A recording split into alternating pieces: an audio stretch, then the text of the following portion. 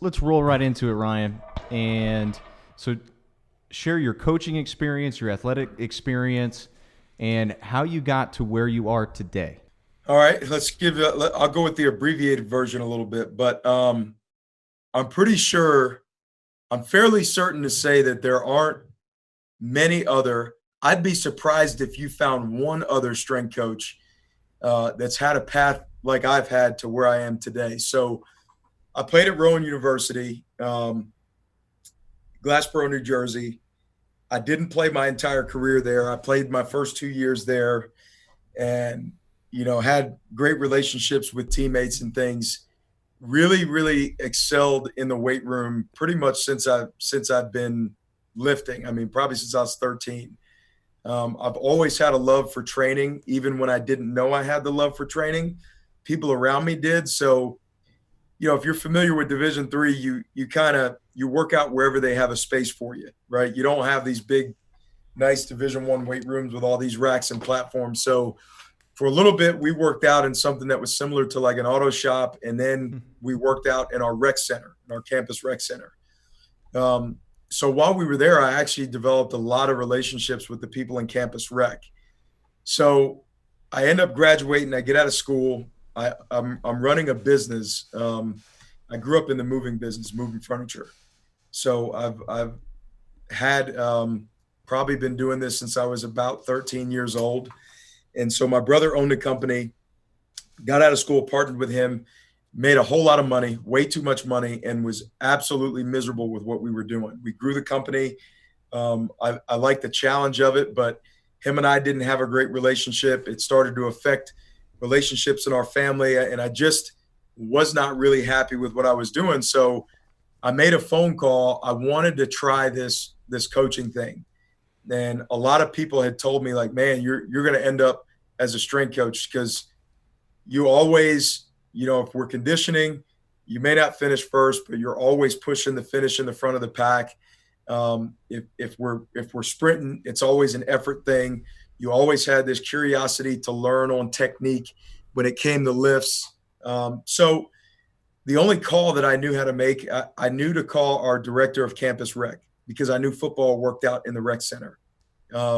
He's now the director of campus rec at the University of Georgia, but he basically had me come back and he goes, I don't know a whole lot of people in the strength and conditioning field, but I know very few times campus rec and strength and conditioning may coincide. So if you come back and start working with me, I'll do everything in my power to help you get set up to become a strength coach and maybe go somewhere and get a GA. So I did it. And I started weaning out of my company. I went back, worked for him. He had a GA quit. So he came to me and said, look, I'll pay for your housing. We'll pay for your food if you promise me one thing. And I said, what's that? He said, you got to promise me that you'll leave. I'm like, well, what are you talking about? He goes, because this is going to make you too comfortable. And if we keep you in this position, I'm afraid that you're not going to grow and really get into the career that you really want to get into. So I took the opportunity. I actually GA'd at Rowan. I'm to this day, I think I'm 3 classes short of another master's degree there. And I went to this conference called NIRSA, National Intramural and Recreational Sports Association, to look for a GA position. And I got offered 11 GA spots. They told me if I had 2 or 3 that I was doing really good. I ended up getting offered 11. And the University of West Florida offered me a GA position in campus rec and said, we would allow you to double dip because our athletic facilities are right across the courtyard. And a lot of them fall under the umbrella of our campus rec.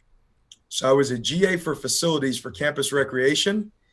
And I was also an assistant strength coach for Kent Morgan at the University of West Florida with the first staff there. Yeah, Kent Morgan, he actually played football with Rafael Ruiz and Benny. Oh, at Sam Houston State. Yeah.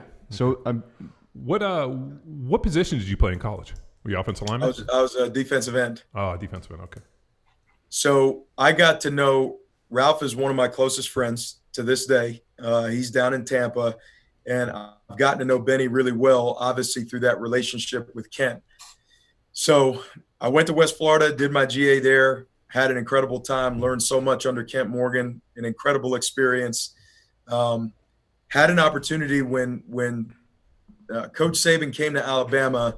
I had a tie with Scott Cochran. Well, at West Florida at the time, we were starting the strength program, so we had nothing in the summer. From pretty much April to September, you really didn't have anything. So Kent was like, man, I think if you can get an internship during this time, I think it would really serve you well. So I ended up getting this internship at Alabama. And this is where enter into my life Scott Cochran. I think I met Scott when he was 27, maybe 28, something like that. I'll never forget my first staff meeting. He comes in with his blonde, basically mohawk. This guy's yelling. He's like, yeah, all over the place. He's going nuts. We had 20 interns that were in my class. And he had hit his head on the top of the garage before the staff meeting, and all of his hair was blood red. And I'm like, man, this guy's freaking crazy. Well, intern for Scott, I ended up getting an opportunity to go back later on down the road and work for him full time. I had him and a coach there, Terry Jones, who's been at Alabama now for 34 years, ended up really taking me under their wing. The last day of my internship, Scott said, I'm going to hire you back here. You know, it's Alabama, right? And you're like, okay, whatever, man. Like, thanks. I'm not going to put much stock into it. So my first full-time job was at the University of Louisville. And 7 months after I was there, we played Oregon State. We fly back to Louisville, Kentucky. And I turned my phone on when we landed, and I had a text from Scott that just said, "You ready?" ? And I mean, I hadn't talked with him in 7 months before that, you know? And so I call him up that night, and he's like, all right, we got a spot. You ready to come home? I'm like, man. So I talked to Coach Strong, and he thought it was a great idea. And I ended up going back to Alabama, and that was my second time there. And I spent 10, 11, and 12 with that staff. I took my first head job with Pat Sullivan at Samford University. And it was one of the harder things I've ever done because you guys know college football, right? So your family, 1 second you're at the University of Alabama and your family's on the field for every home game. You're traveling to every away game. You're at the pinnacle of college football. And then you say, I'm leaving to go to Samford, and everybody's reaction is, Stanford? And you're like, no, Samford. I'm going to the private school in Birmingham, and nobody understood it. But I'm going to tell you, man, in hindsight, Pat Sullivan completely changed my life. Working for him changed everything for me. He was an incredible coach. He was a better man. He taught me about my Christian values and not to be afraid to be public with your Christian values. He taught me about the value of relationships, you know, not just with the athletes, but with everybody in the program. And he taught me that there's a different way to coach and gain that high level of success. And oftentimes I wish that I could have coached with him when he was at TCU, but he was more like a father figure than anything. He was unbelievable to work for. So I spent 3 seasons with him. He resigned due to some health issues, and I got an opportunity to go to Colorado State with Mike Bobo. I spent 4 years out there with him, and then came back to the East Coast last year when I had an opportunity to come back and take over at the University of Maryland with Mike Loxley. Now, one thing I'm going to go back to in that story is when Kent Morgan told me, I think it would be a good idea for you to get an internship because I think it'll really help your career. Well, here I am now, 11 or 12 years later, whatever it is, where I get the job at the University of Maryland because of the relationships that I had previously created at the University of Alabama. Yeah. Well, I mean, it's pretty accurate. I mean, the seeds you sow, I mean, it goes to show that, you know, not only character, but, you know, being able to go in the ground floor and meet people. And as you know, man, dude, coaching, whether it be in the NFL or whatever college, is so incestuous. It's like, hey, as soon as somebody goes somewhere new, they bring their guy. I mean, look at, you know, NFL strength coaches. The minute somebody gets fired, what do? They bring in a new head coach, usually keep the strength coach for 1 year, and then they bring in their whole staff of individuals. Yep. So it just kind of, you know, and then you have to be, like you said, man, like, you know, agile and I guess have the courage to be able to move and go to new places and continue to rise up. Because if you had just stayed in one spot, you probably wouldn't have gotten the opportunity you have. I mean, that's the transitional and nomadic existence of the strength coach. So, hey, yep. With the deal at Maryland, I know you came in under kind of an interesting set of circumstances. with the previous coach leaving, and I was just going over all that information. Is that something you want to dive into a little bit about how you've kind of gone into kind of, I don't know, not only rehab the image, but kind of having to kind of deal on the tail end of that?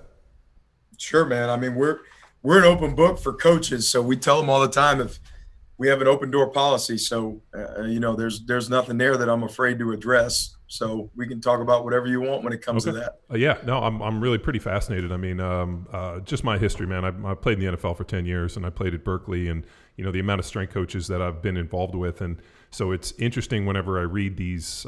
This is happening in college football, and I always, unfortunately, have my tinted lens of having gone through some really awful stuff. The way, and as you know, I mean, how old are you? 35. Okay, yeah, I'm 44, so I'm a little bit older. But it's interesting how things used to be compared to how they are today. And I wonder if that has to do with, not only social media, are people more involved, there's more spotlight. I mean, I've seen coaches get fired for things that like I didn't even at the time think was even a big deal that somebody said. And it's just kind of a different lens. But yeah, I was just kind of reading some of the reports and what happened with the previous staff. Is the culture changed? Are the kids different? I mean, what's really, like, what have you done to really go in and rehab this? Well, as I tell people, it's really hard for me to comment on something when I wasn't here, but I can tell you where the culture was when I got here versus where it is today is I think it's night and day. These players first of all, let me say this. It's been a privilege to serve these guys and to be able to help them kind of get over the hump and climb that mountain to, you use the term rehab, but I'll say to get the program where they want it to be and where they deserve it to be. I think from their perspective with us, some things that I know that have been really good, consistency for them has been really good. I've learned more about vulnerability and transparency since I've been here than any other point in my career. So I think that's been a huge part in the relationship building with the athletes here in the program, because, for me, transparency and vulnerability is not just being honest with players. It's really putting players in a position to show them a side of you that most people don't get the opportunity to see. So as you guys know, my wife, Marissa, she comes in all the time here. She trains all the time here. The other wives come through. Mason's got 4 kids. We usually have time. This is before COVID, but we would have time throughout the week where we may have a day or two where it's family time and all the kids come in and they run around for an hour, but that doesn't exclude players, right? It's important that they get to see Coach Baggett as a father. So, like, how does he treat his son? How does he work with his son? We've done things. We have players over at the house all the time. I wish I had gotten footage of this. One of the things we did last year, the players wanted to have a fight night. And so for one of the fights that there was, we rented it on pay-per-view, and we had the guys show up to the house. And, Riz told me, she says, well, how many of them you think are coming? And I said, well, I don't know. I said, I think 20 of them. Yeah. Well, I said, I think 20 of them signed up on the board to come, and we ended up having like 35 come by the house, and they stayed at the house till 3 a.m. But one of the best things that we got to see, we created an environment for them where they could be them. So they had shoes off, they're ragging on each other, they're joking with each other. It was so awesome to be able to see. And those are the things that give new meaning to vulnerability and transparency. So I think this team has grown incredibly close.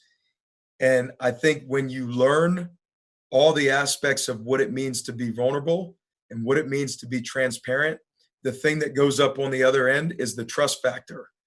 And that's what we've worked. We've been very intentional about how we're going to build that. So the trust is at a place right now where with my players, we talk to our players about everything. If Marissa and I are having issues, I'll talk to players about it, because if I don't ever give them the opportunity to learn what I'm going through, then how am I ever going to help them with what they're going to go through? There are times where when Coach Baggett is learning things about being a father, with his kids, you'll go out and see him with a group and he'll be sharing those things, because we have some players that have kids, and they need to know how to get through these things. But if you're never honest with them and you're never sharing that part of your life with them, that's the ugly part, right? That's the part that people don't want to put on social media. Social media is like a highlight reel, but it doesn't show the real issues that you got to go through in your life. Those are the things that we try to share with these guys, because that's how they grow.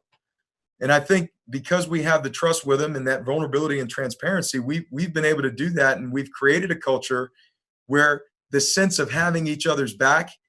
So like we say, if something happens to me, because they really know who I am, they don't get permission to just walk by and look.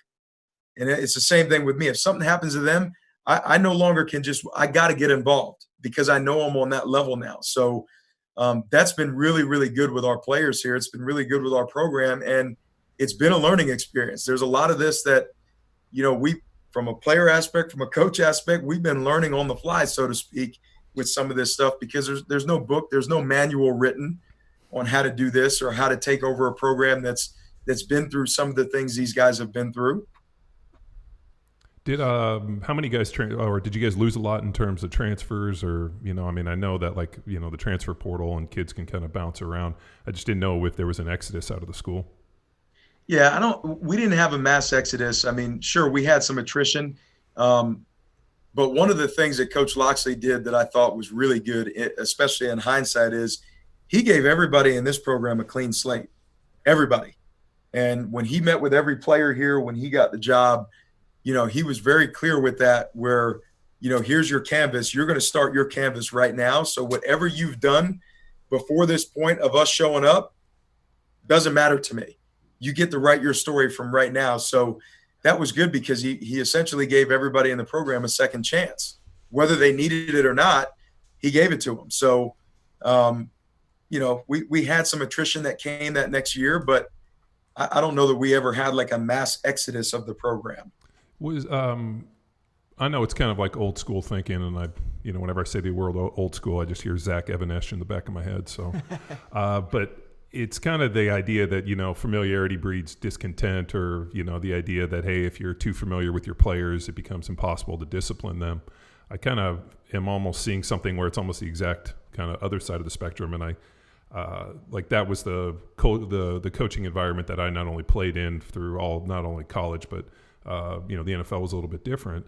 But the place that I really saw something similar to what you're doing was when I went up to Baylor, and I got, Kaz was one of our strength coaches at the Chiefs, and I got to go up and hang out with Kaz and see the way that he was coaching those guys.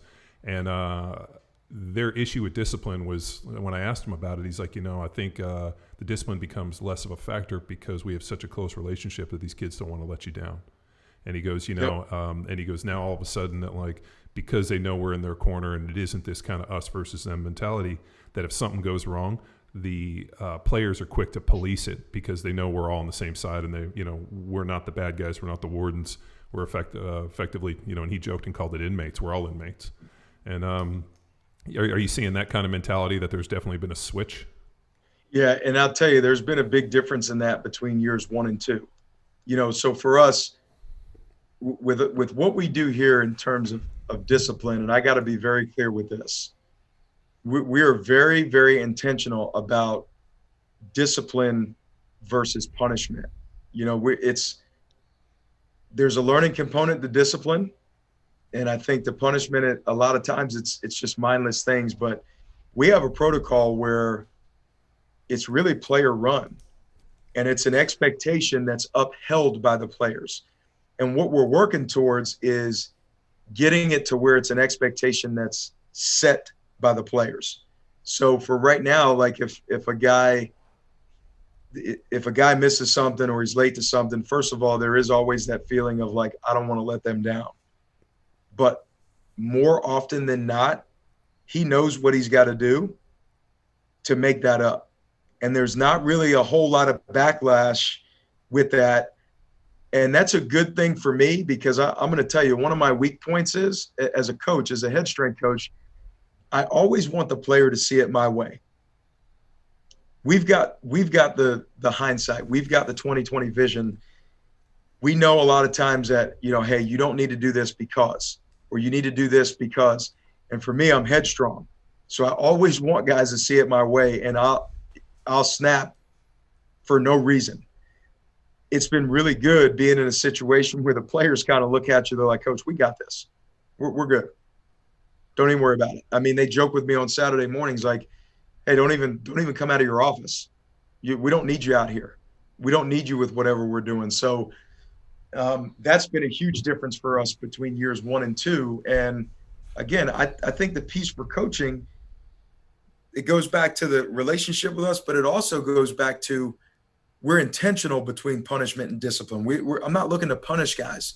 I don't want things to be punitive to guys, right? It's just you get the privilege to do this. It's not the right. And because it's a privilege, there's a certain standard, there's a certain expectation, and we got to meet it. And when it's not met, then there's a price that we've got to pay for that. Oh, it's good. I like the distinction between punishment and discipline, because I think all too often coaches hide punishment as discipline. This is a disciplinary action because this, if that, and then it just looks like, punishment. I mean, I remember I got like when I was in college, the only time I really ever had to do dawn patrol, which basically started at 5 a.m. and you basically run the stairs until the sun comes up at 6 or 6:30 or 6:21, whatever it was. And it was because I took a late hit. Like this dude was piling on, took a late shot on our receiver. So the next play I ran down and I picked that dude off the pile, and I ended up getting a penalty. And they ended up giving me this dawn patrol thing, and I'm like, wait a minute, but our running back got a penalty for something, and they didn't give it to him. And I always remember thinking, like, I don't mind getting punished. I don't mind discipline as long as it's unilateral and everybody gets treated the same. What I didn't like was like the different people were held to a different standard.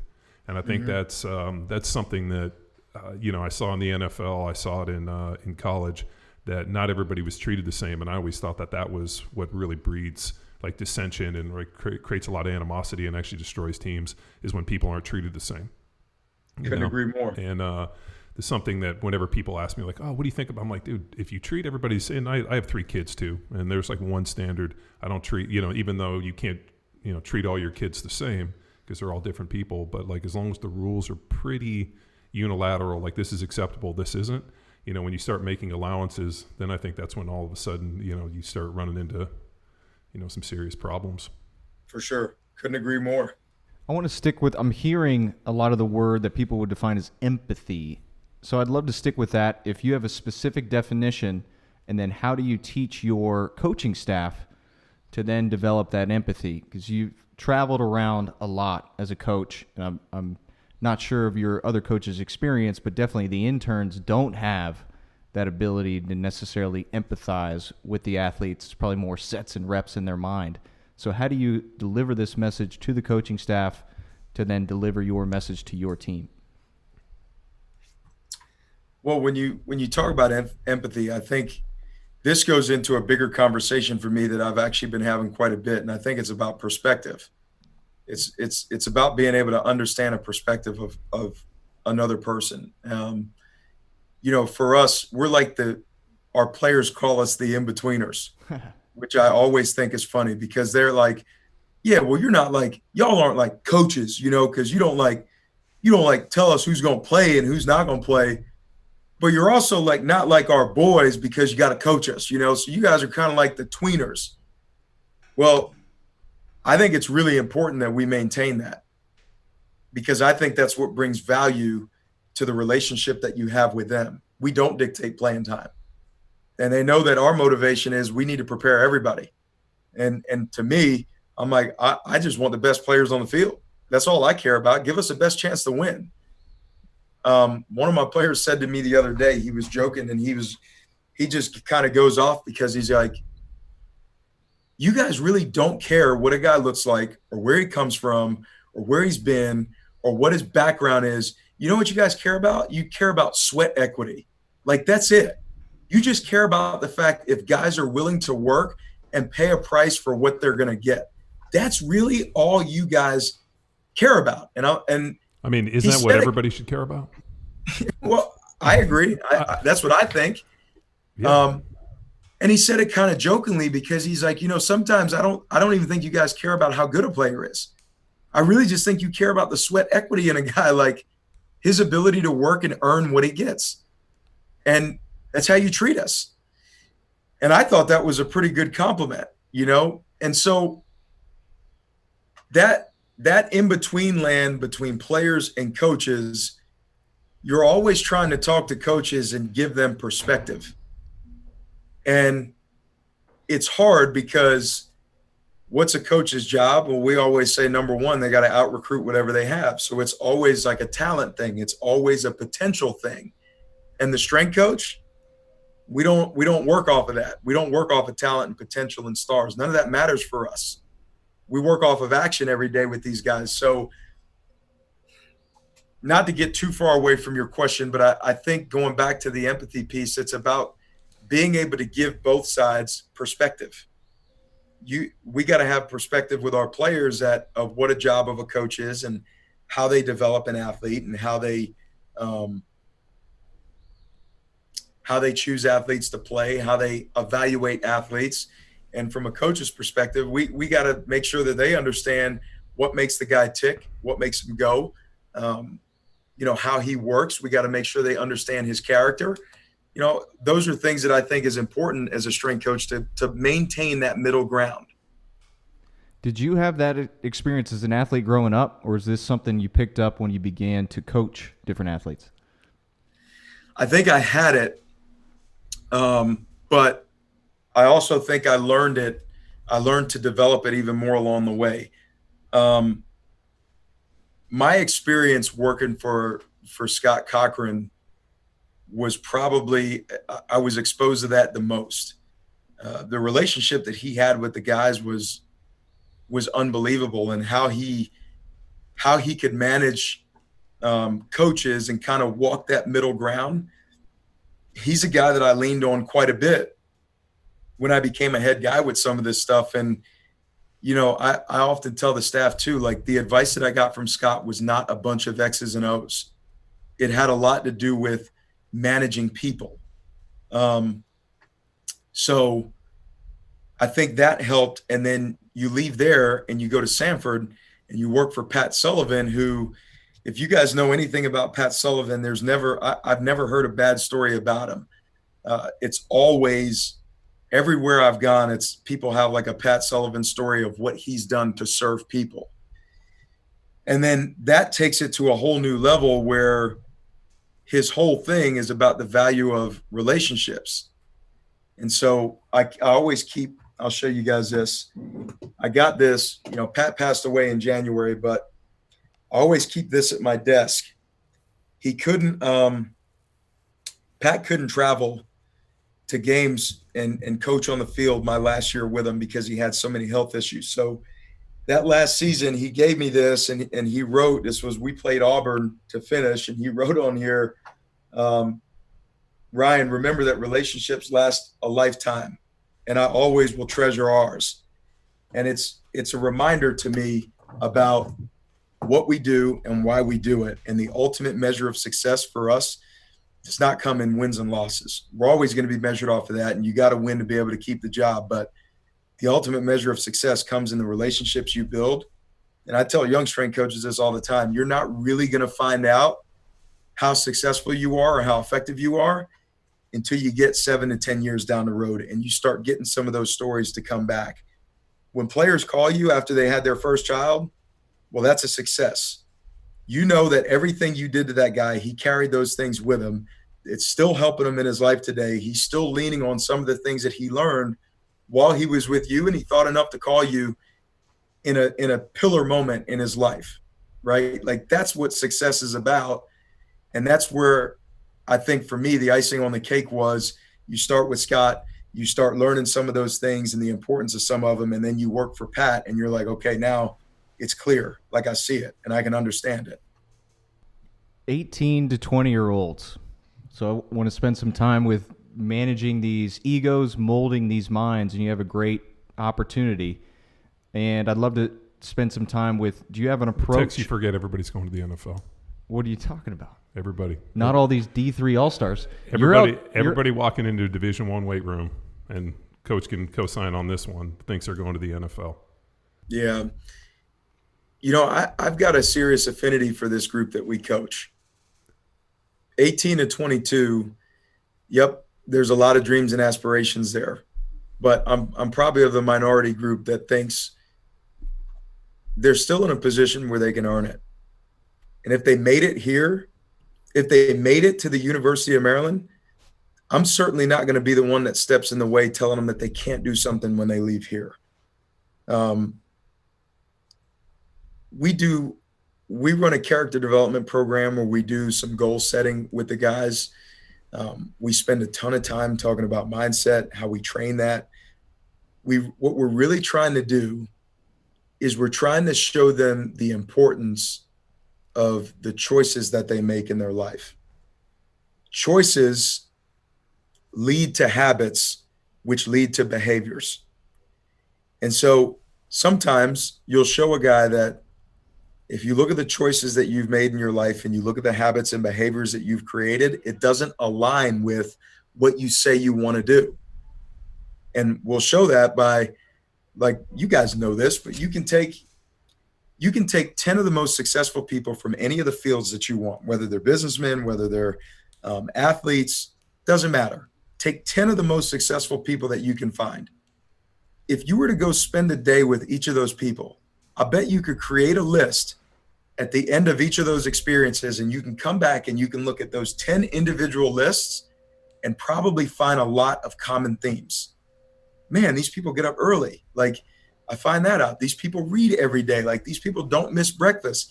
These people maximize their time. Like, they're in the car on the way to work, taking calls, there's a lot of things that you'll be able to find. So with 18 and 22, it's a fun process to be able to show them this is what you say, yet this is what you do. Here's how this behavior doesn't reflect what you tell me you want to do. So if you want to do this, let's try to identify some of the behaviors that reflect this. And then let's make a decision. They're so moldable in that process, whereas I think, and I don't know this because I haven't been to the NFL, I just know how I was at this age. I think when you're 22 to 35, you're a little bit more set in your ways. You're a little bit less moldable there. So I don't know. I really enjoy the opportunity to play a part in helping people achieve their goals or helping people reset their goals to do some of the things that they want to do and accomplish in their life. I think it's about 18 to about 25 or 26. So our brain stopped, actually hardened, and we stopped growing at about age 25, 26. So that 18 to 25, 26, and I know because from 23, I graduated and then I went to the NFL, and from 23 to about 26, I was an idiot. I look back and I remember, like, all of a sudden, like, my brain hardened a little bit, and I had this, like, perception of, like, what was wrong with me? And you look back and you're like, man, like, everything got kind of clear. And it's just, I think one of the worst things they could ever do was send 18-year-old kids to college. I think they should, like, if just think about it, age 35, you got to go back to college right now as a college freshman, like, how much better of a student you've been because you have a little perspective. I mean, at 18 years old, I constantly think about how unready, even though I thought I was super ready, to go to Berkeley and go to school and to do this and all those things. And I'm like, man, but by the grace of God, I ended up where I was because so many of my teammates ended up falling into pitfalls of, like you said, sleeping in, getting bad grades, flunking out. I mean, I looked at it as this opportunity, and at least I'm going to do is get a degree. I mean, for me, I didn't know anybody that played in the NFL. So, like, it really wasn't much of a reality. I was just stoked to go to Berkeley and get a free degree and, get into a school I wasn't able to get into. And so that was my focus. And I graduated in 4 years, did my master's in my fifth, and then ended up getting drafted. And then thought, well, how long do dudes play? Like, what's the average, 3 years? I guess I'll play 3 years and go back to law school. And that ended up turning into 10. But I remember that, like, 18 to 25, 26, I was such a fool. I was, like, such an idiot. And so what would the 44, you said 44 you are? Yeah, I'm 44 now. So what advice would the 44-year-old version of you give to that 18-year-old? Slow down. Just slow down. Like, and you see this too with your kids, I'm sure. Like, we're in such a rush to do everything. You know, like I had this feeling like every time I went in the weight room, I had to get stronger. And if I didn't get stronger that day, I was behind. You know, I had to go here and here. And like, there was just so much, like there was such a sense of urgency in this kind of constant feeling that I was behind, that it was almost so overwhelming that I couldn't really enjoy or really like soak it in and take it. And I wish somebody would have been like, dude, slow down. Like, everything happens with time. You have 5 years to do this if you just follow the process. And I think because the coaches, you know, we sucked. So they were like firing coaches left and right. Like, you know, we had Steve Mariucci come in and then he went to the Niners and they brought, I mean, it was just like the lack of like leadership that we had in college was, I mean, I think I played for 3 different head coaches in 5 years. I played for 2 different offensive line coaches. We had 2 different strength coaches. Like, there was no continuity. And so when you have this, like, you know, everybody's coming in and, you know, I got this 1 year and you just feel it. And I think the only advice I'd give to those kids is like, hey, like, just slow down. You got a long, long existence in this thing. And if we can set goals for each year that you can meet, we're totally on board. And I think because of that, like, you almost are chasing your tail in so many ways. You're running around in circles because the people that were there to guide you just did a really piss poor job. You know, as you're sitting here talking, I'm like, man, I wish I had played for a strength coach in college that was similar. I mean, I remember one of the first talks that our new strength coach guy named Todd Rice came in, and he kept using the term, you got to be fist fucking me. And I was like, he must have said it like 100 times. And I, like, in his initial talk, and I was like, fist fuck, like, Jesus, I didn't even know you could do that. It was just like, in the way that, like, you know, players talk to players, I'm like, man, this thing would have been all over social media. This dude would have been fired just for his merely opening talk. And just like the way, you know, coaches and you know, man, was just so historical to like demean players. And I remember always thinking, like, why as a coach do you have to demean a player the way that they did? And I'm like, that doesn't do anything. All it does is build enemies. And then it's like, you know, now you're succeeding in spite, and all of a sudden you get to the NFL or you have your first you know, child, and you call up that coach to tell him to go fuck himself. You know, you didn't think I would be able to do it, and you know, and you pitted me against other people, and it's just, it's nice to hear like that you have coaches now that are kind of in their players' corners, because I didn't necessarily feel like that. And that coach would argue, oh, it worked because you were able to. Yeah, but here's the thing, man, and you know, like, you never. Not that want, that's right. You never want anybody to succeed in spite of what you did. You want to feel like, you know, like, hey, like, I want to be riding shotgun in your parade, cheering as loud as I can, and I always I revel in all my friends' successes. Like, you know, like, people like root against you, whereas like I want to be a part. I want to be at your after party. I want to be there for your success. Yeah. So, you know, I told you guys about, we spend a lot of time going over mindset, and right now, in the way we're training, we do it on Tuesdays and Thursdays right now. So here's what's unique. We gave the team a study today that's done on 40 people. All right. And what they did is, it started with body posture, and they took 20 people and they gave them this positive stance and posture. And after they did it, they would take blood work. And what the blood work shows is that all the people that they gave this positive body posture to, the body responded to that by increased levels of testosterone, right? Increased recovery rate. Then they gave people this like negative posture. And what happened is, like, there's a rise in cortisol levels.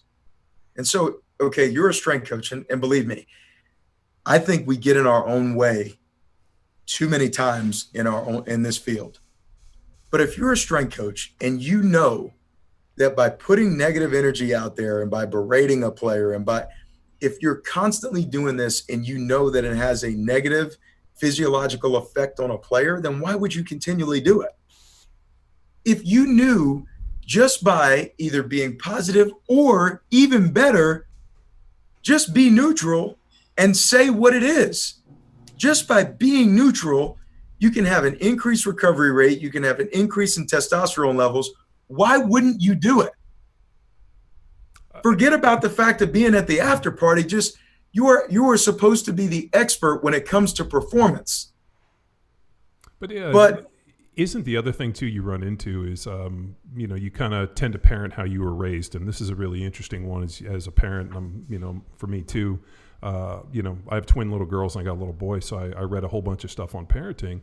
And the one thing that really stuck with me is like, don't continue the cycle. Like if you weren't raised, and I hear this all the time, well, that isn't the way I was raised. And it's like, maybe the way you were raised wasn't the best way to be raised. Like I grew up with a really smart, condescending dad. I love my dad. He was since passed away, but he was a condescending dude. And because of that, like you kind of grow up in a certain way. And so I make a point not to be condescending to my kids. Mm-hmm. If you talk about like the cycle of violence, like, hey, you hear people all the time, well, I was beaten with a belt, and being like, I'm sorry.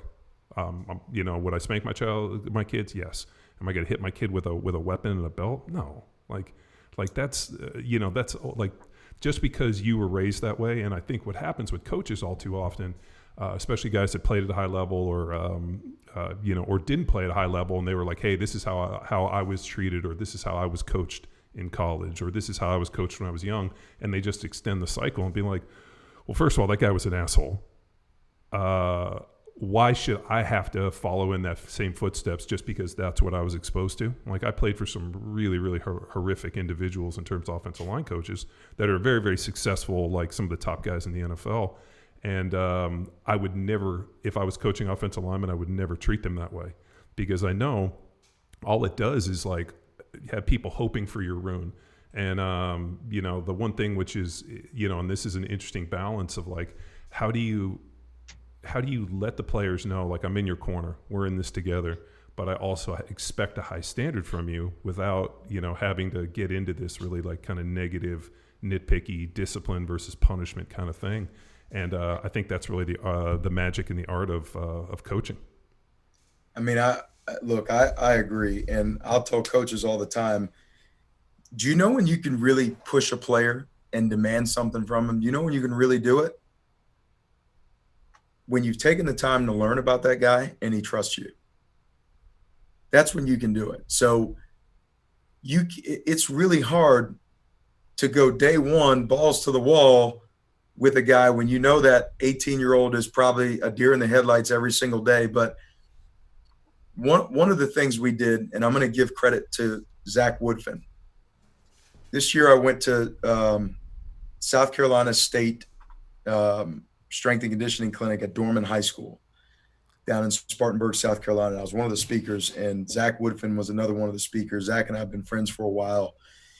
So we went out to get some barbecue and all this stuff, and we're talking through our off-season plans because it's right before the off-season got started, and he told me about this thing that he did with his team, and it was the 3 H's. And he says, talk to your guys about who their hero is, about a hardship that they've been through, and then a highlight for them. And so I'm thinking like, man, at the time, Zach was at Kansas. He's at Mizzou now. But I'm like, I remember thinking when we're sitting there eating, I'm like, man, I'm coaching a team in the DMV. I'm like, how am I going to go back to these guys and talk to them about their hero, a hardship, and a highlight? And so I spent probably 2 weeks trying to figure out how we were going to do this. So what I did is at the end of every team run or team mindset, we'd sit down, we'd have 3 guys go up there, and we'd have them talk about those 3 things.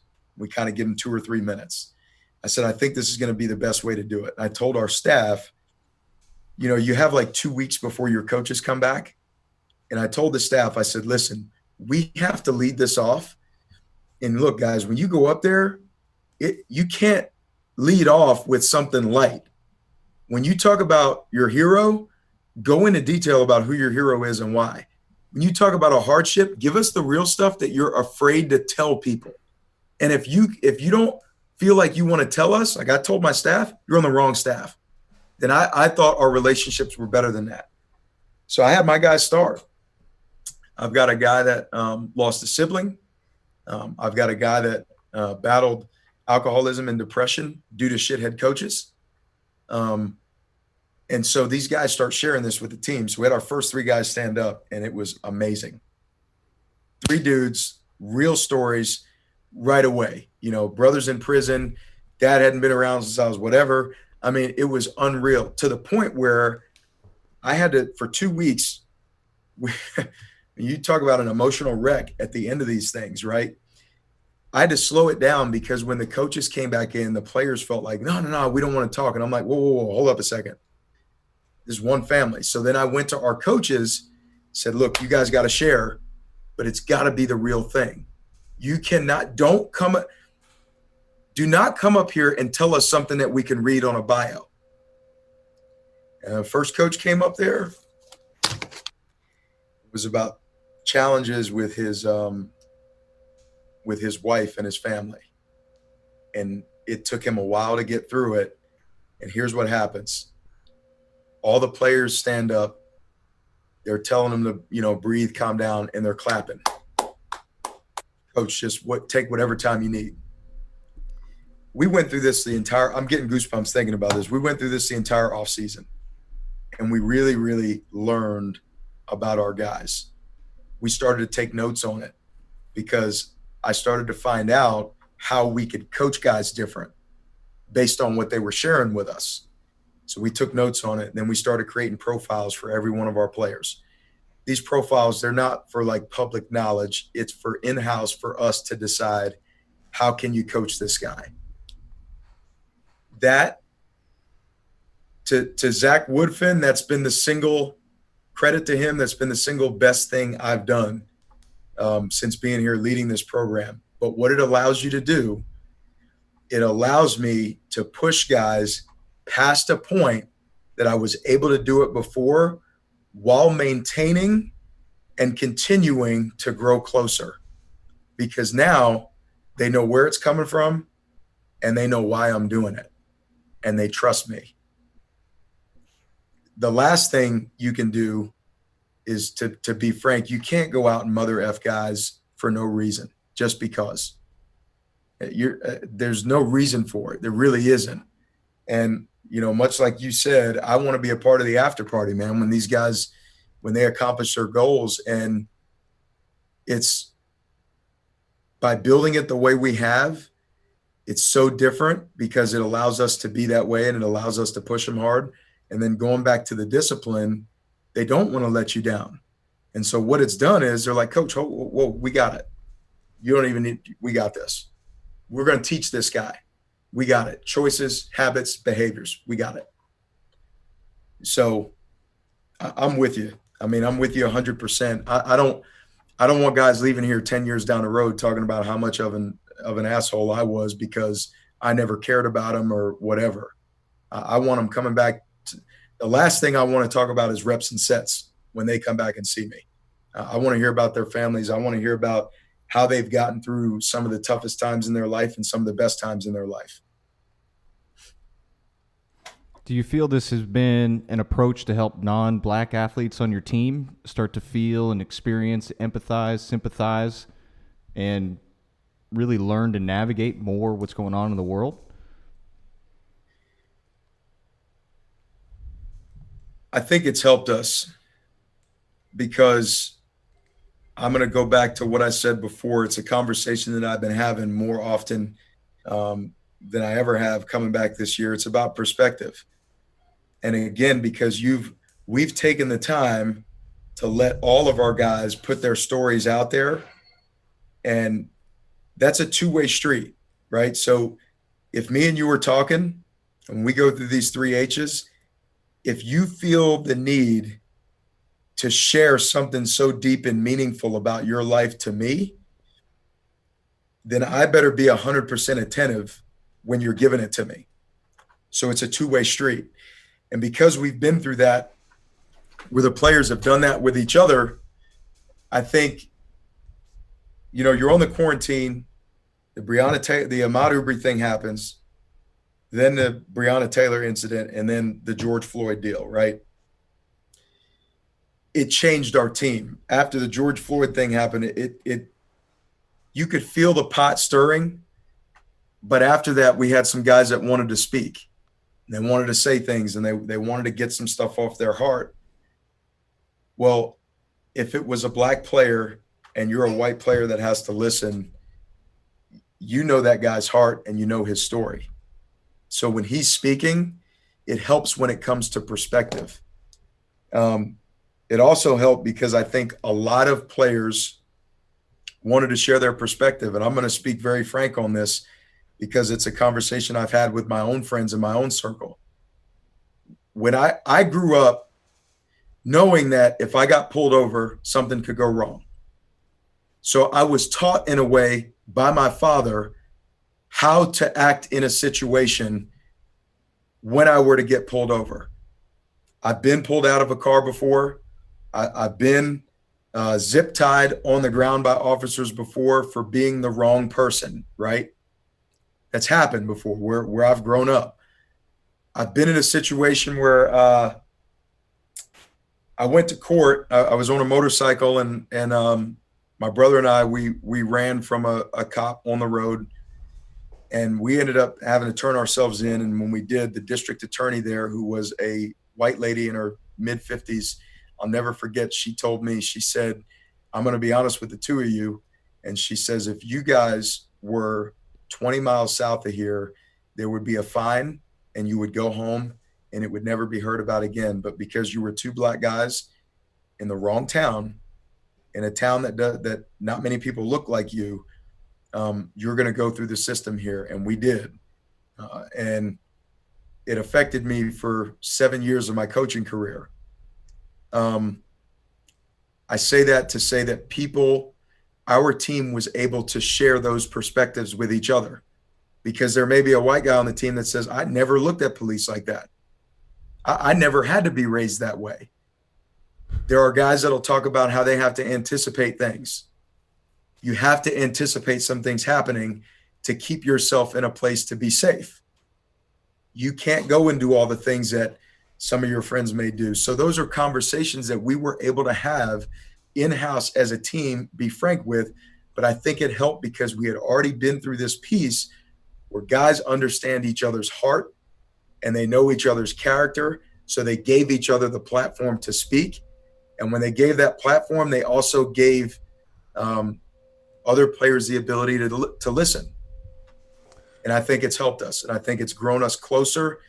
And it's made our team want to take some steps to be active in how they can affect change in their community.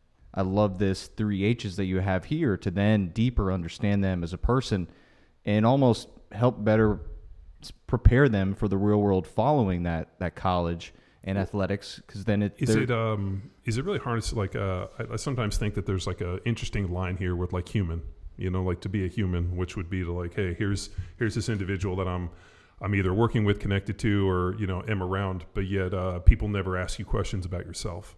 Like, hey, how'd you grow up? And I always thought for my teammates, because we, training camp or you stand around, whatever, I would always ask people about like, hey, how'd you grow up? And I was always curious to know how people grew up, where they came from, if they had brothers and sisters, what their family looked like, and it was, why people did the things they do. And I was just naturally curious. And, if you ask me, I'll tell you all about, how I grew up. And it's pretty interesting to see how people grow up. And, and it's funny because, people are like, oh, I didn't know I was racist. Well, were you human enough to like talk to people and to get to know them in a personal setting? I mean, have you ever been over to their house for dinner? What does that look like? And the one thing that I always go back with JD said, he's like, man, I wish more people, like you said, be able to go over to people's houses. I mean, go over to people's houses for Thanksgiving and holidays, meet their family. I always loved going over to the dudes that were from the South for Thanksgiving because they always had some bunch of food that I'd never had come from California. Deep fry everything. And I just think it comes down to like people not connecting, or oh, I'm not racist, I have a black friend. You're like, okay, have you ever talked to him about any of this stuff? No, why would I? It's just I just think when you play on a team, especially as a white dude playing on a football team, I mean, I was the minority in the NFL. I mean, you get rid of kickers, punters, and quarterbacks, and you're like 10% of the dudes are white.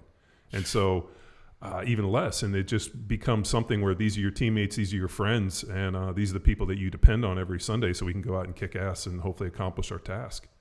And it's kind of weird that when I sit back and realize that very few people have had that experience where, skin color doesn't matter as much as it's like, how hard somebody works or the character that they put out, or, so it's kind of it's interesting to see the way the world is kind of turning in this way. For sure. I mean, it is, I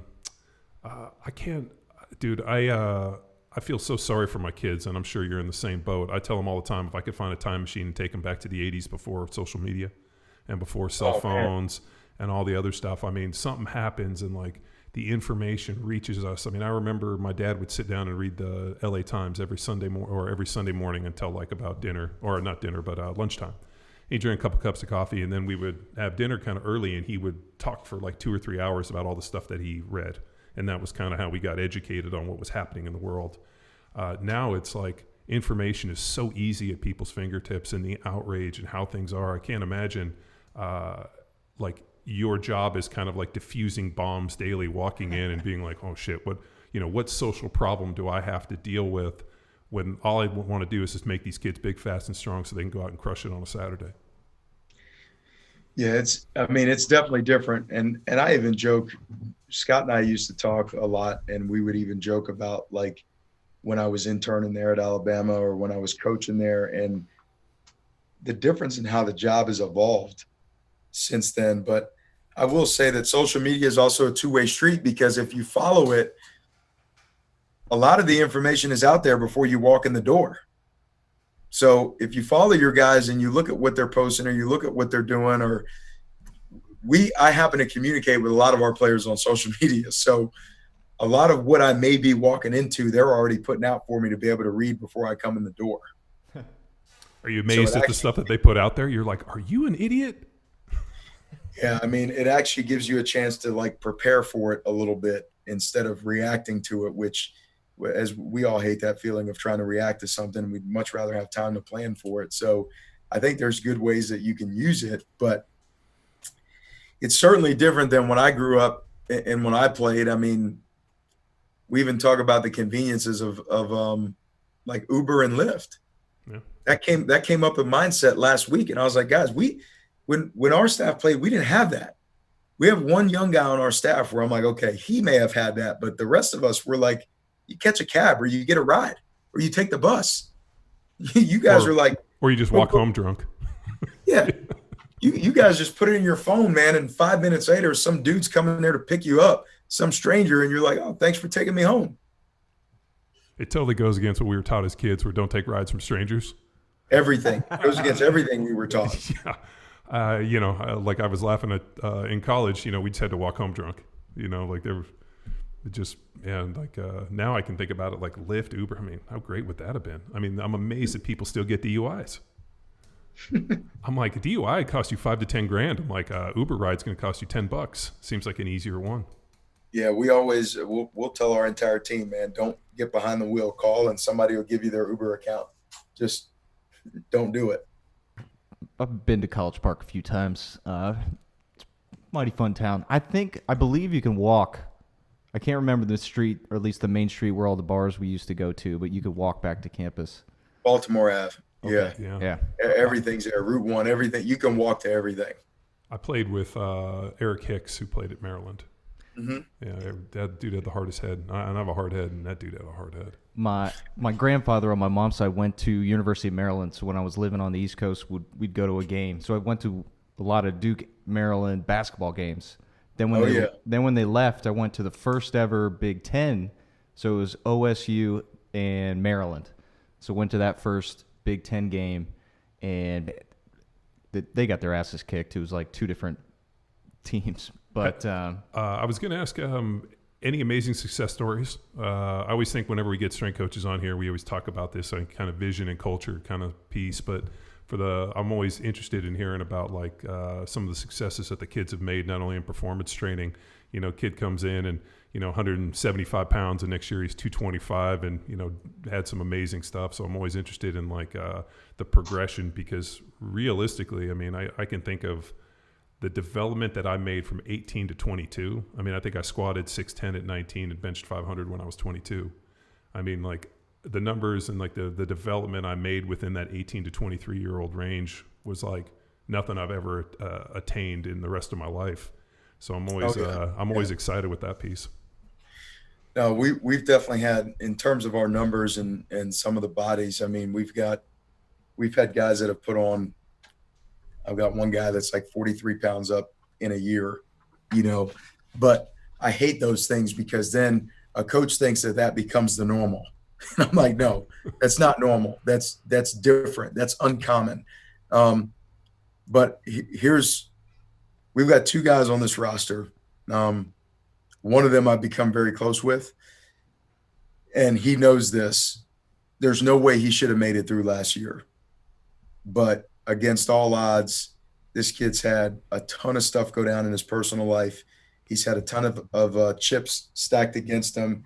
He should have been home. He should have been out of school. And where he is today versus where he was 365 days ago is nothing short of astonishing.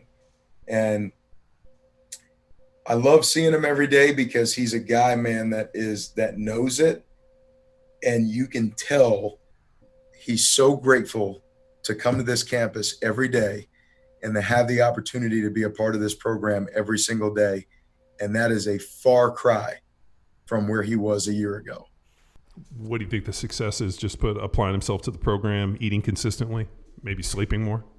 I think it's choices and behaviors. This guy can run until you'll get tired of running him before he gets tired of running. And there's not any training that you're going to give him that's going to break him. This guy's had a tough life. He's had a really tough life. He's already calloused. He's already hardened, but he's drastically changed the choices that he makes. And when we go back to those habits and behaviors, they're very different this year than they were last year. The group that he hangs out with, you hear the old adage, show me the 5 people that you're around and I'll show you your future. Like, his 5 people has drastically changed. All of them, every one of them are different. And I really think it's just changed the trajectory of his entire life. And so he's a guy that I'm excited about. He played for us a little bit last year, had a chance to help us, but he's going to have a chance to help us here in the future and have a big time impact on this team. And he's the guy that'll graduate and, he'll get that shot against all odds, make it in the NFL, and he'll play. He's the guy that when he comes back to visit you, that you're always going to look at and say he wasn't supposed to make it. And I got to be a huge part of why he did. What do you think the biggest thing that they, like the kids coming in like obstacle in terms of that, like getting over the hump? I remember going as a freshman in college and just feeling like a deer in the headlights. And I remember there being like this kind of moment of like realization, is it like the academics? Is it, all of a sudden now you're 18 years old playing with a bunch of 23-year-old men? Because I'll tell you, I was a lot more mature at 23 than I was at 18. I mean, the difference between 23 and 30 wasn't as big as it was between 18 and 23. So what do you think the biggest thing that you encounter with these kids is? I think it's all of it. So when you take a kid out of an environment where he's a big fish in a small pond, and he knows everybody, he's got great relationships with everybody, everybody knows him, he's kind of the mayor, so to speak. Then you put him in an environment where the training is mandatory, doing what he's supposed to do for the academics is mandatory, having all the engagements that they have to be at is mandatory. And all of a sudden, you're in a position where you're up early training, and we have populated your day, every single hour of your day until 5, 6, or 7 o'clock at night. And now the things that you might have been able to do before, you're no longer able to do, because by the time you get home, you're dog tired. You want to go to sleep knowing that you've got to do it again the next day. They don't really know you. You haven't really established a relationship with them. They don't know what to expect, which is a huge deal. And so now all of a sudden they're in this world where it's a regimented schedule, right? And it's all the way through. And that's the biggest thing that I see where, and you know this, every freshman is going to pass that moment of thinking about, I want to go home. Home is comfortable. It's everything comfortable in your life. And when you're here, that first bit of being here is extremely uncomfortable because of all the demand that you have on you. And then there are the expectations. Like you said, you're 18, you're a highly touted or highly recruited kid coming in here, and all of a sudden you realize that the dudes playing your position are 21, 22, 23 years old. They're grown men. And you're like, okay, I'm no longer the best player on the roster. You know, the stress of all that and dealing with it and managing it, I think is huge in getting to an 18-year-old. And we tell them all the time, when they get out of here and they get to the quiet and they get to their room, their dorm, wherever they're at, they're all going to think about how comfortable it was when they were home or when they were in high school. And that's the voice on the left shoulder, like, man, you don't have to do it. They all have it, but you're all going to come to the point where you're thinking about that.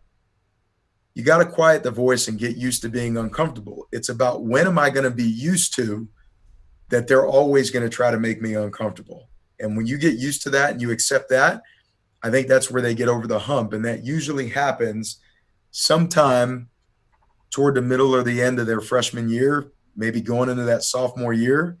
You can tell there's kind of that, they've been through that adjustment period now, and they want to help other guys that are going through the same thing. So to me, I think it's all of it. I think it's the demand of everything and the expectations. Yeah, that little, when I was a freshman, that little voice on my shoulder, having to think about having to go home and deal with my mom, was by far my greatest motivation to do well. I can't imagine having to go home, like, you were talking about, it's more, I'm like, no. I remember I turned 18 and I graduated from high school, and I was like, am I dismissed? And I went to college and never came home. I stayed in the summers and did it. And I remember thinking, my mom's like, was it really that awful? I'm like, yeah, no, it was, believe me, I would much rather have gone and run and done, lifted weights and this. But I also think, man, like, I couldn't wait to start my life. Like, I felt in high school that, like, I was kind of stuck in this purgatory, that when I got to go to college and finally I got to take classes that I was interested in, and I got to train and live my life, like, I couldn't wait for that. I was like jet rocket to get out of there. And it was probably as I look back, one of the best times, because one, everybody was broke. I mean, our scholarship checks were like $740. I love that. What's a scholarship check? Scholarship check, huh? Yeah, scholarship check. And so we got scholarship checks, but my rent was about $475, and my parents kicked me a couple extra $100, because if not, like, $500 a month was, more than enough. And man, I remember, like, it was, like, if we were going to get drinks, like, they have $1 beers or $2 this or $1 slice of pizza. And it was so simple, because nobody had more than $20. Everybody lived about the same kind of level, and like, nobody had more, nobody had less, and everybody was just kind of even. And it was just not a lot of stress, man. And it was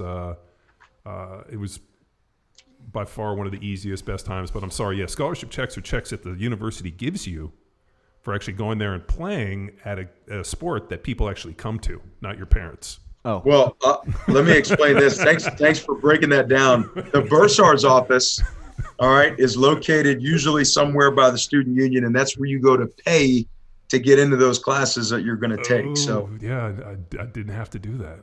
Yeah, most of the time for guys like us, it was to go in and remove a hold to try to stay in the class.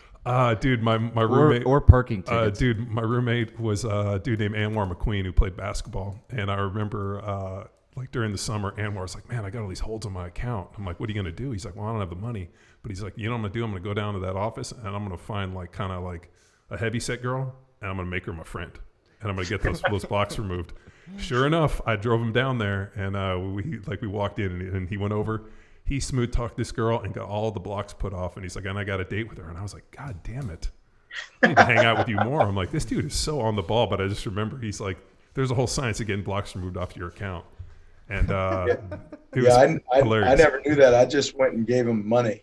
I would just go to work and give him money, and that's the only way I can get him taken off my account. He was a good-looking basketball player. I'm assuming he had a lot of game in that way, but goddamn, he was smart. I always remember thinking, I'm like, damn, hang out with Anwar more. Ryan, in your past coaching experiences, and I imagine this will come up the longer you're at Maryland, what about the idea of differentiation? Let's say a junior, he's finally got that voice off his shoulder, and they started recruiting somebody that is potentially going to take their spot as a freshman. Are the same tools in place to help manage that stress of differentiation of a dude as they're recruiting to improve the team and take away your spot? Yeah, so I think it's got to be understood about being uncomfortable for us, right? So we always talk about the coach's job. Our players, we try to get them from the strength staff perspective. We always try to get them to understand when we get good players that come in here, that's a good thing. It's going to drive competition. It's going to drive you. It's going to keep you uncomfortable and keep you growing and keep you wanting to develop and keep you wanting to get better. But if we don't bring good talent in, we don't bring good players in, well, that keeps you comfortable, and it doesn't ever really get us better as a program. So I think what's happened for us is being able to see those guys work together, being able to see that older guy. It's happened with us with I'm thinking about one of the guys we have specifically right now where, he plays at a position where the older linebackers have taken him under their wing and they show him, and he's really good. And he's made them better, and they know it. And so I do think that helps. And I think it's about how you create an environment where those older guys can help the younger guys despite how good they are at what they do. It's got to be understood that if they got you, if I'm here in 2019 and they got you here in 2020 at my same position, then that means that they must think that you're going to be better than me in the long run. That has to be understood. That's a coach's job, to drive the competitive culture in the program. And if that's not understood, then you're in the wrong place. And I also think as a player, if a younger dude can come in as a freshman and beat you out, you probably shouldn't be playing anyway. Yeah. I remember in the NFL, they would draft young guys and make you worried about it. I'm like, I'll teach him everything. And I was more than happy to always work with the young guys, on technique and this. And I'm like, if you can do it better than me, come take my job, because I don't deserve to be here. And the day that I don't, I'll be out of it. And it got to 10 years and I couldn't do the job I wanted to, then you end up leaving. But I think there's always this fear that so-and-so is going to come in. I have rarely seen, and this is, an offensive defensive line thing. I know it's probably maybe a little bit different with maybe a quarterback or a receiver or maybe some of the skill positions. But it's pretty rare for an 18-year-old kid to come in and have the physical maturity. I mean, you remember you showed up as a freshman. I remember looking, and there was I was second string or third string. And I remember the dude who was the starter, he had a full beard and a chest hair. And shaved that morning? I didn't even own a razor when I went to college. And I remember he shaved, and 5 days later, he had that beard back. And I was like, oh my God. Right? This dude benched, I watched him incline 450 and bench 500 pounds. And you're like, that really puts you in your tracks, right? Yeah. That really, you're like, whoa. I was just stoked. I just benched 315 and I saw this dude literally crush 500 in a 450 incline. And I was like, holy shit. And you know what? There was nothing going on in my mind that I was like, oh yeah, I'm going to beat this dude out. I was like, you know what? Maybe in a couple years, maybe when I get a razor and I get bigger and stronger, I will be able to emulate these guys. And all the older dudes were super good about not only training with, hey, this is our training time. You need to get into our training groups. Like I've always said, if you're the strongest dude in the weight room, go find a new weight room. So for me, that was a huge deal. And just those guys taking you under their wing and, kind of helping you in that process.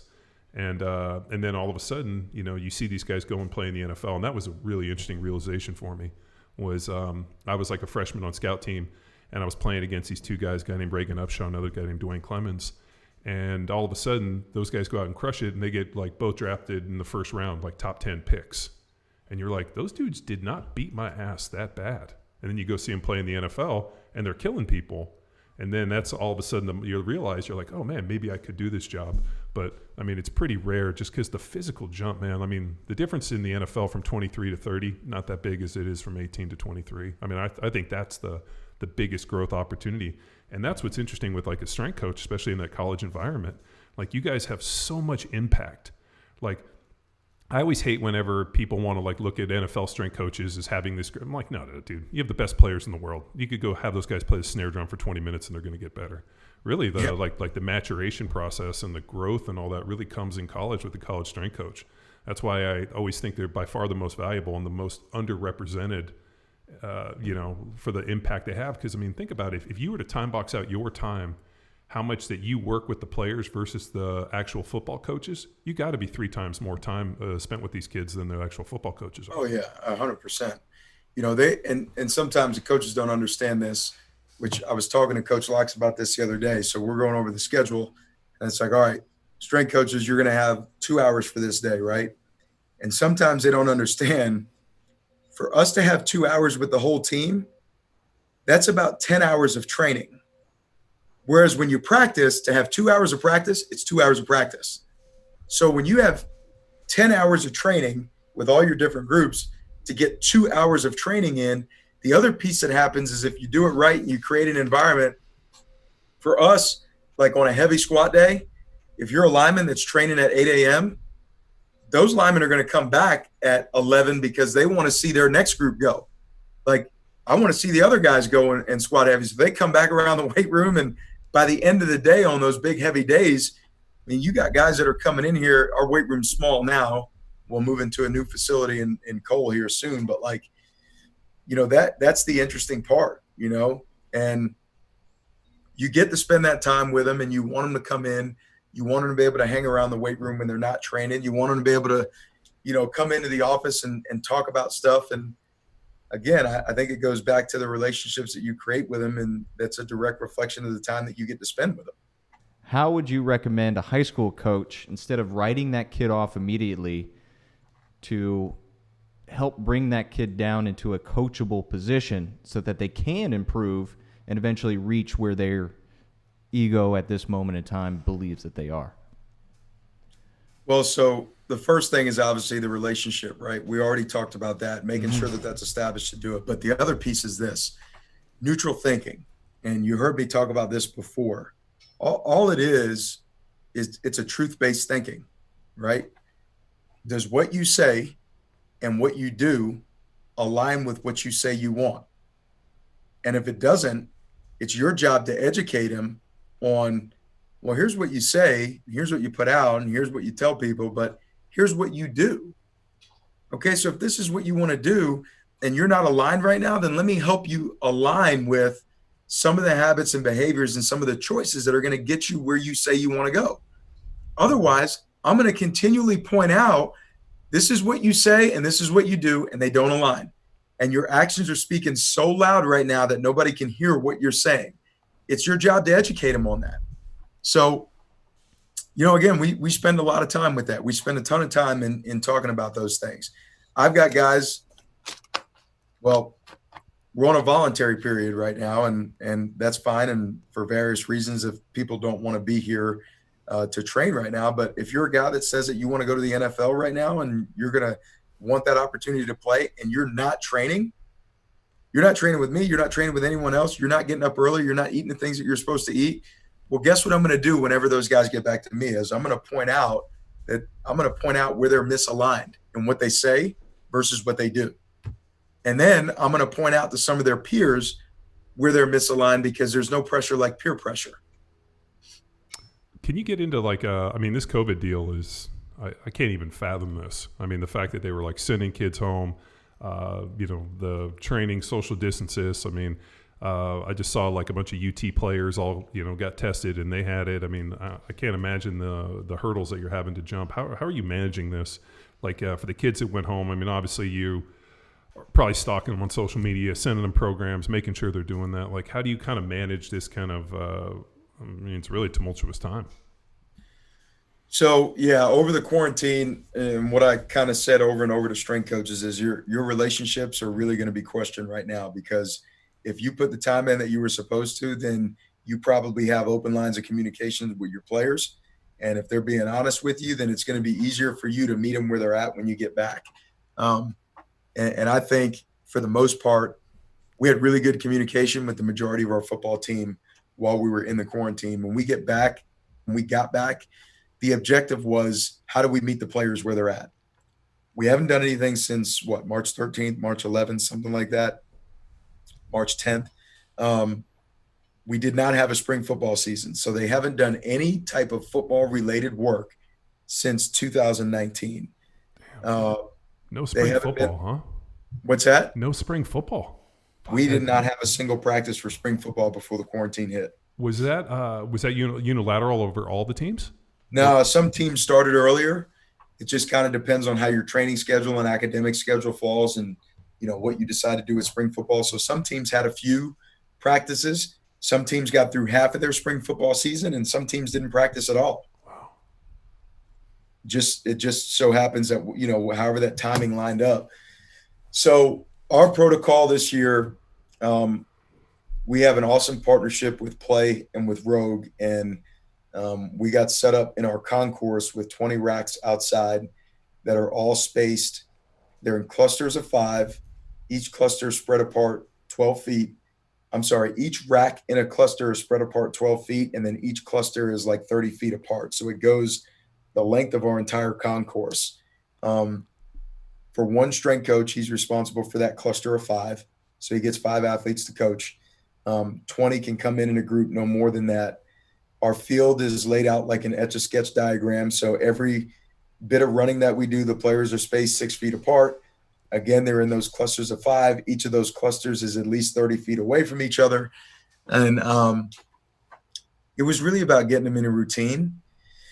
Players are used to a certain normal when it comes to training. And our objective for the first week was to get them out of what they were used to.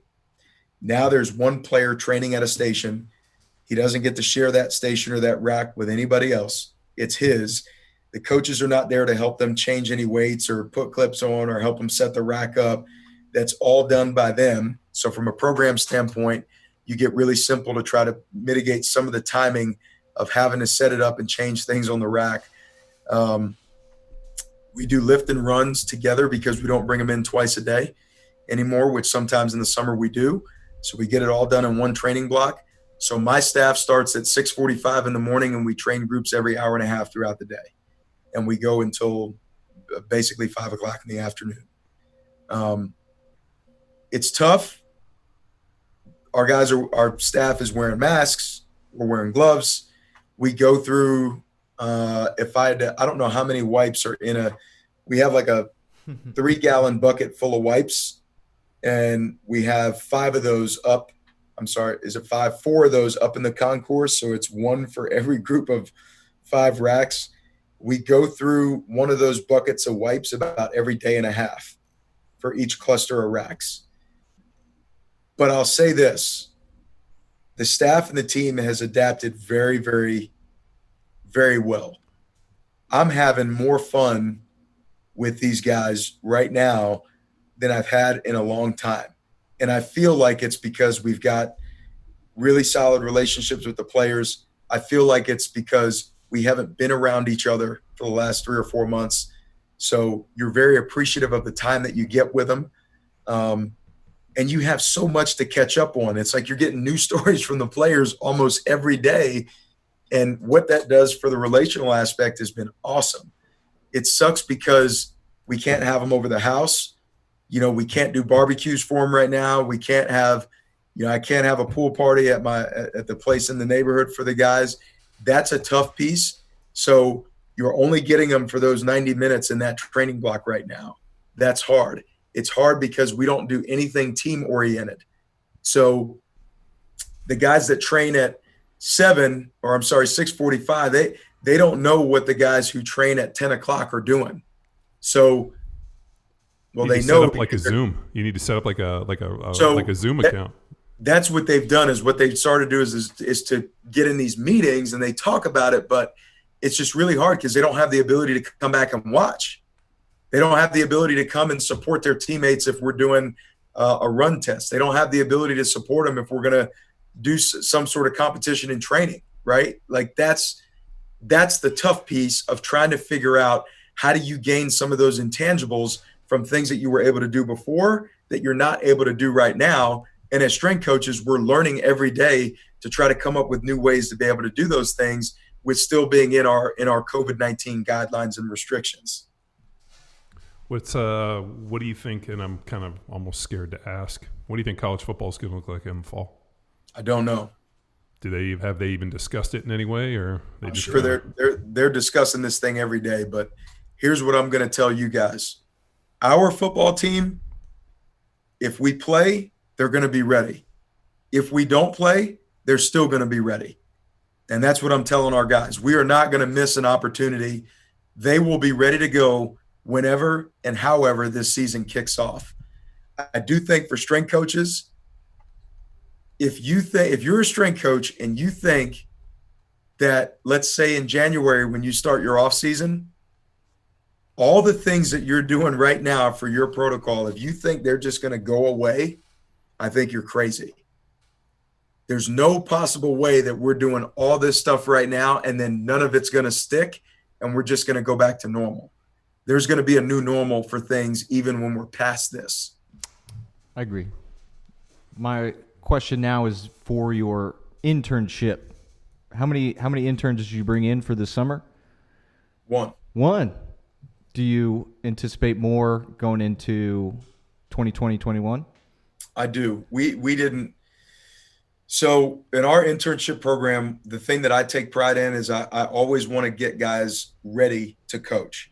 So it's not that I don't care about the textbook, but I'm going to tell you guys, man, I'm not the dude that's going to have you come in and like having binders and binders and binders of intern curriculum for you to read through and get smarter. Number one, we want to be able to teach people the ability to critically think and problem solve. At the end of the day, like if you can do those things, you're gonna set yourself apart from some other people for jobs. The other thing that we need to give interns the ability to do is to create relationships with our players. Right now, we don't have the ability to have 5, 6, or 7 interns to do those things. Those are my top 2 things that come out of our internship program. So we felt like we could do that for no more than 2 guys. So I've got a guy right now that's a GA at Wagner College. He's doing a great job for us. He spent some time with Craig Fitzgerald when he was at Tennessee, with Jeff Dillman when he was at South Carolina. He's been really good. We had another guy who was going to take the second spot, who was local, and he ended up getting the job. And so once he got the job, I didn't want to go back and start screening and like bringing guys in to interview and all that stuff. We didn't do that. We had one guy who's gone through all the same testing protocol that we have. He has to go through the same testing protocol that he has. So he's done a really good job. I anticipate us, after having gone through this the first time, I don't know how the offseason will look, but I know if it's anything similar to what we're doing right now, at least we know what to expect. I would anticipate maybe having 2 or 3 in the offseason and then seeing if we can build it back up from there, to get 4 or 5 guys by next summer. Any advice, and this is a very general question, John, don't hate me for it, but any advice for the dudes that are on that grind where you have a master's degree and you're struggling to still get an internship? You got to keep hunting. I mean, what I've done is I've got a very strong network of coaches that I think we just have great relationships. I mean, Dave Feely's at Miami. We went to school together, played against each other growing up from one town away. Aaron Feld's been a really good friend out at Oregon. Lou Corella down at Georgia Tech. And so anyway, you take all these guys, and when you have someone really good that's like looking for that internship, I'll reach out to these guys for someone. If I know that we're not taking anybody else, I would tell the intern or whoever that person is to be ready and be willing. So you may live in the area where you want to go to Maryland and get an internship. If that opportunity is not there, well, be willing to go across the country to Oregon if he's got something for you, right? Because you're going to be connected to this network no matter what. You're going to go through it. You're going to do a great job. And guess what Aaron Feld's going to do? When you're ready to look for a job, he's going to be back in that network of coaches going, hey, listen, I got a guy who's ready. If anybody loses somebody or you have transition this year, I got a guy that, I'd love for you to think about. So I think right now it's just important to be willing and be ready. And then what are you doing to stay sharp? So whether that's, registering for a continuing ed course like Altus, something that can keep you disciplined and regimented and keep you on point. Stay sharp while you're waiting and while you're staying ready. So Ryan, you asked earlier to John to take this back to the 10-year earlier or the 34-year-old John. So how about the 24-year-old Ryan Davis who's committing to becoming a coach, and you've been through this track the last 10, 11 years. What advice would you give to that young Ryan Davis? 2 things, man. My biggest regret in my career, I had an incredible experience at the University of West Florida. I probably didn't enjoy it as much as I could. I had an unbelievable experience working at the University of Alabama. I had one of the best assistant jobs in the country, but I knew I wanted to be a head guy. So every single thing that I did with the perspective of it's got to prepare me to be a head guy. When we traveled to games, I go out the towns and go to with the rest of the, staff or equipment guys or strength guy. The only thing I know about the towns that we played in is the stadium and the hotel that we stayed at. That's it. I'm going to go with what you said. I would say slow down. Enjoy the moment. You're at one of the best places you could be, in the pinnacle of the time of that place, right? You're in the college football capital. It's what I call Tuscaloosa. Enjoy it. Learn, but enjoy it. And the second thing I would say, my first head job that I got, I was 26 years old. And I thought I had all the answers, because I went from the pinnacle of college football at Alabama to little old Sanford. And you weren't going to tell me that I was wrong, or I didn't know what I was doing. Or I still get those guys to joke with me because they're like, man, coach, we freaking ran. Now I involve my staff a whole lot more when it comes to the programming, the planning, and the how we're going to execute the objectives for what we have. I'm much more calculated in. I use that word objective all the time, because every training block we get into, I'm like, we go back to that. Well, what are we trying to get done? What do we have to get done? And let's make sure when we put this down, all of it has to be measurable. What does the head coach expect? What does he want us to get done? It's all got to be measurable. So I was hard-headed. I was very, very hard-headed as a strength coach, and probably really lucky. So I would tell myself to talk less and listen more. I don't know where I'd be today if I had done those things, but I know that at 26, you could not tell me. I just wouldn't listen. And there are things that I did that I would not do today. I would absolutely not do today. Isn't that really everybody, though? I mean, I'm sure, like, if you looked back and you're like, man, at 26, I knew it all and I still know it all. Have you really grown? Yeah. You know, like, I just think age gives you that perspective. I mean, you look back and you're like, oh, what was I thinking at the time? I thought I was on top of the world. But no, that's I mean, has your philosophy changed? I mean, like, in terms of, like, how you prepare the athletes. Like, I was thinking, like, as a strength coach, especially, you know, like a place versus Alabama versus where you're at Maryland, kind of a different type of offense, different type of athlete that they tend to recruit. So do you feel that, like, your strength conditioning approach kind of changes a little bit based on, like, hey, like, if the coach is a big, like, you know, grounded pound type of dude, we need to have some bigger offensive linemen, we need a bigger back to be able to smash it in, opposed from, you know, more like kind of the spread run and gun kind of deal, where now all of a sudden we got a whole bunch of fast guys, kind of like the cat at Oregon that was, you know, running those hurry up, and all those linemen were about 275 pounds because they couldn't keep big dudes in there. Yep. Yeah. And it has.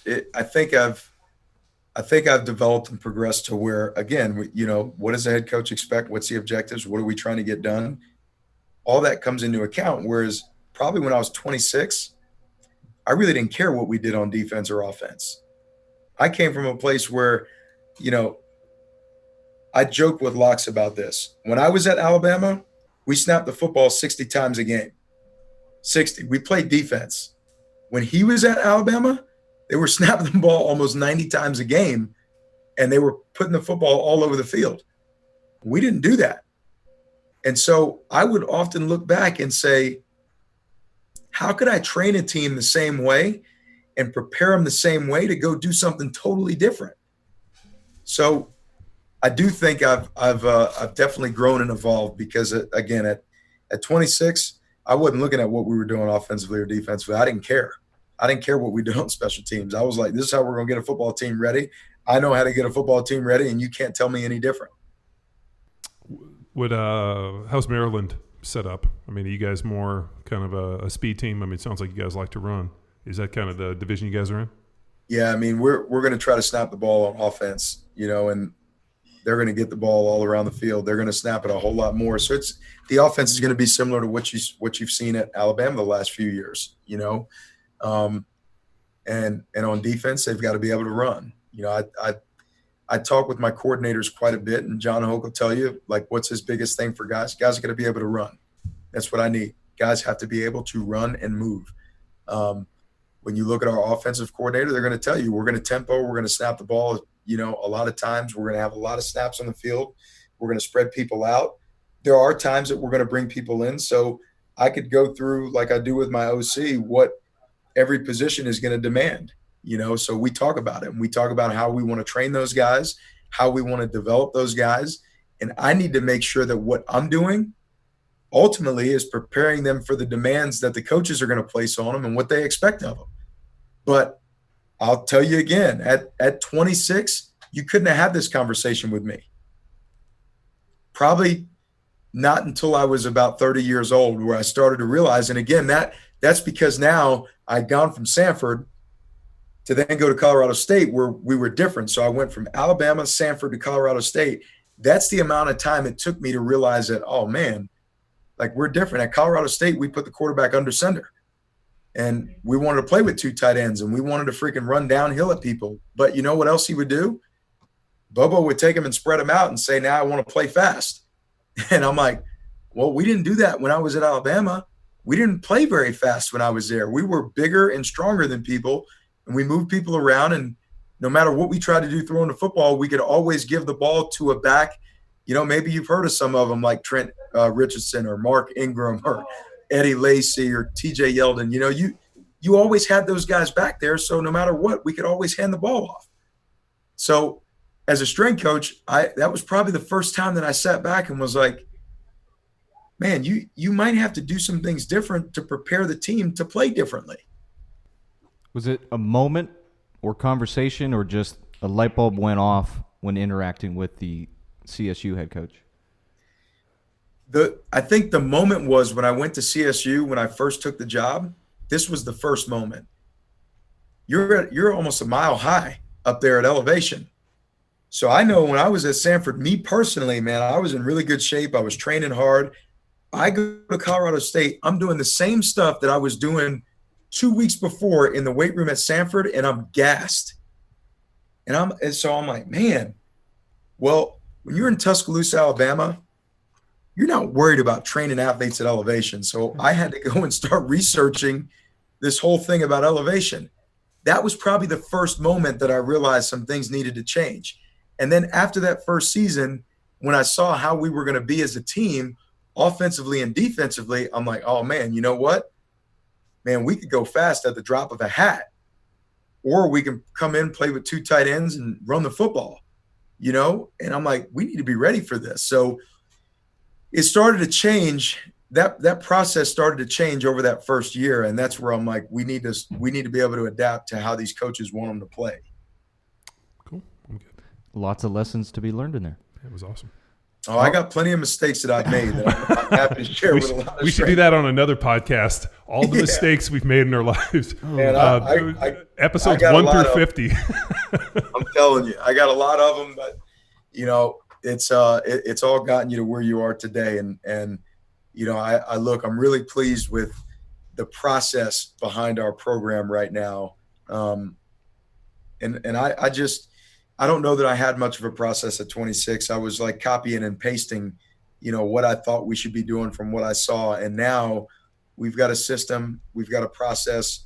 We know how we're going to go about things, but that evolves every year based on a lot of different circumstances and factors. Awesome show, yeah, man, Ryan. Thank you very much for joining us. Yeah, thanks for allowing us to suck almost 2 hours of your life away into Power Athlete Radio.